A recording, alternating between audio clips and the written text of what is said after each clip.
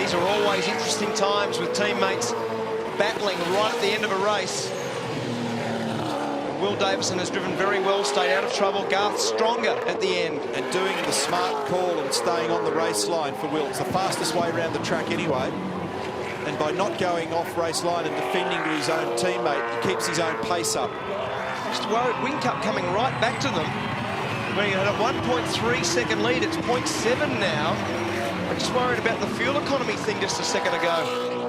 Whether he had to be a little bit nice to the engine in this last lap to ensure that he was going to finish. They're closing in. The two red Commodores are catching Whincup, but he's only got this kink and turn 13 to go. The gap has tumbled in this last lap, so it going the distance has caused him to slip back a little bit.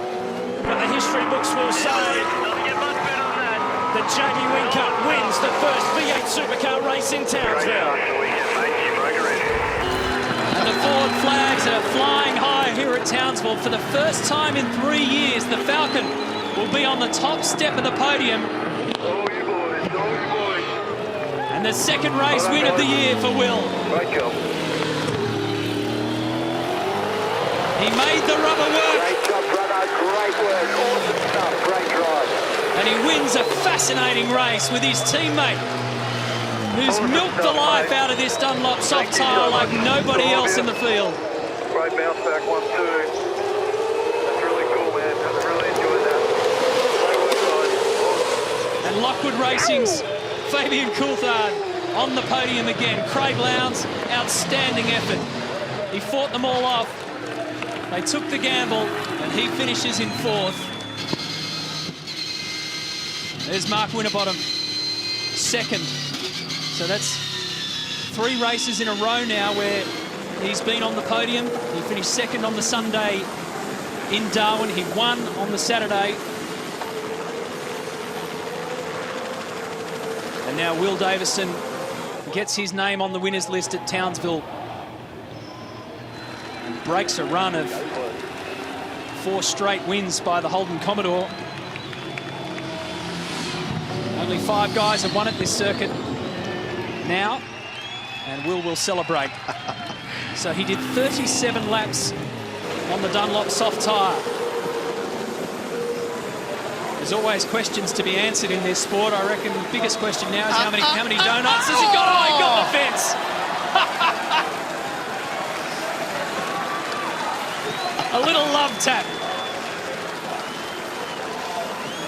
Explain that one when you get back to the garage, Wilbur. Awesome stuff. Courtney on the inside. Look at McLaughlin trying to grab third. Tander drops in. He gets a bump from Lowndes. Bumped wide and to the lead. Oh, problem for Tander. And to the lead goes McLaughlin. McLaughlin, a beautiful opportunistic move down the inside. He leads. Then it's Courtney. Look at Bright. Bright's going to grab second here. They went basically into the corner and then just hit the fence. Courtney's hit the fence on the way out of turn 3. They cost each other that. That was a bump from behind from Tander, who pushed Courtney out of the lead and back into third spot. So trauma for both the Holden Racing team entries in the first several corners, and they've already lost massive track position. I think Courtney's wounded. The car's all over the place. He made heavy contact with the left rear, and we can still see it sliding there. And a problem for Mostert. Car number 6 has rotated. Probably got some help in that process. There's a lot to look at. Look at Lowndes.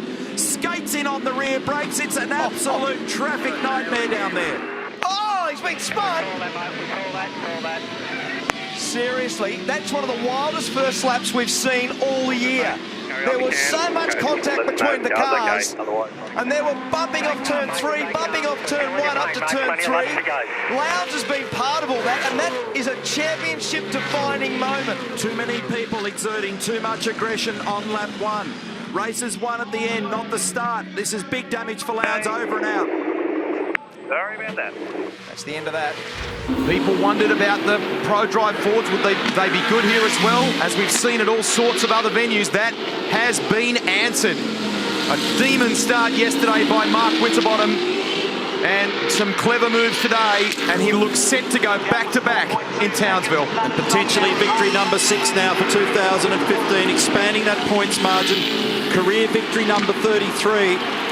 We're seeing mighty strength from the Pepsi Max boys, from Mark Winterbottom and everybody at ProDrive. Their cars ride well, they drive well. They're well balanced, they're being well driven. They've certainly had to fight for it today, though. And they're the envy of their rivals in pit lane. It's been an awesome drive by James Courtney in the background. This appreciative crowd around Townsville. Many of them get to their feet to celebrate a brilliant performance by the Pepsi Max crew and by the championship leader. Is 2015, after years of coming third and runner-up in the title race, is this going to be his year?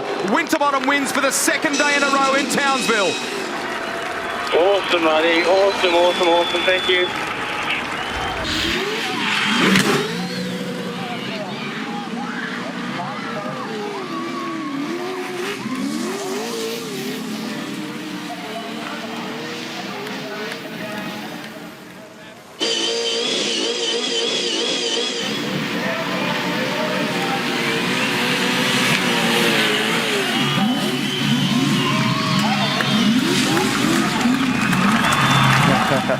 I was going to say, what a great job for Shane Van Gisbergen. When everybody else had nothing left in reserve, still had enough performance there. It's making sparks. He's murdered the rear tyres on it. He's a drifter. He literally is a drifter. He does it every other weekend when he can. Look at it. Looks like an angle grinder gone mad. Oh, have a look. It's about to whip the tyre right off it now. And now I'm tipping that he didn't have to do too much work on those rear tyres, given the length of this race and how hard he tried there. They were worn out before he started the burnout process, but a great drive by Shane Van Gisbergen, and able to hang on by the tiniest of margins, 1.25 seconds in the end to James Courtney. Waters and McLaughlin. Lights change. You can't apply all the big horsepower to the road on a wet track at Townsville, so they have to gently ease them away. Waters has done a beautiful job of that. Let's go wild in Townsville as they get down to the second turn. And Reynolds has tripped over the top of McLaughlin. Is there damage? Yep. Can he get the thing to turn? No. He's broken the front left corner of it.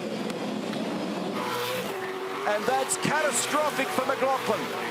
9 laps remaining. Oh, my goodness, there's a fire there at Brad Jones Racing.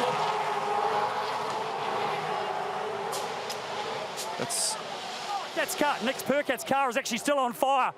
They actually need to get some extinguishers. The teams that down that far end, Red Bull Racing and Shell V-Power are there with extinguishers to put it out, because obviously there was a massive ball of flame in the lane at BJR, and everyone has run to the attention because Nick Percat's car was still burning.